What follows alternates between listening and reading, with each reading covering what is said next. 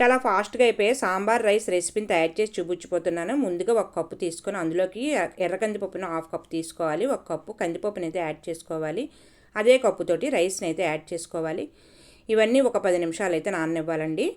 Cooker తీసుకొని అందులోకి 2 స్పూన్లు ఆయిల్ వేసుకొని బాగా వేడెక్కిన తర్వాత ఉల్లిపాయలు అయితే 2 కట్ చేసుకొని ఇవి బాగా ఫ్రై అయిన తర్వాత మనం క్యారెట్, బీట్రూట్, ఆనియన్, బంగాళదుంప, ములంకాళ్ళు ఇవన్నీ కూడా వేసుకొని ఒకదాని తర్వాత బాగా ఫ్రై చేసుకోవాలండి.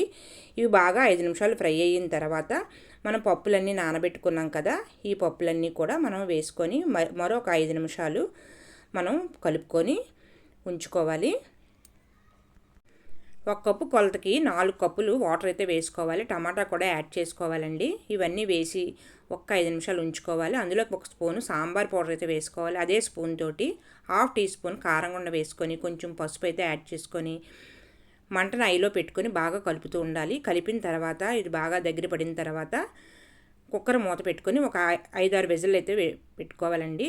ఇవి బాగా ఉడికిన తర్వాత కుక్కర్ మూత అయితే తీసుకొని నిమ్మకాయ సైజ్ అంతా చింతపండు రసాన్ని వేసి మరొక 5 నిమిషాలు అయితే ఉడకనివ్వాలి. కొంచెం సాల్ట్ అయితే యాడ్ చేసుకోవాలండి.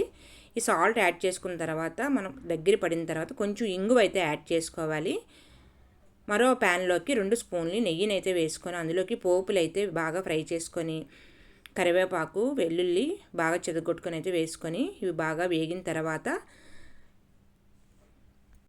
సాంబార్ రైస్లోకి వేసి మరొక 10 నిమిషాలు అయితే వేసుకోవాలి. ఇందులోకి 2 స్పూన్లు నెయ్యి అయితే యాడ్ చేసుకోండి. ఇది బాగా చిక్కబడిన తర్వాత వేడివేడిగా సాంబార్ రైస్ అయితే చాలా ఫాస్ట్గా తయారైపోతుందండి.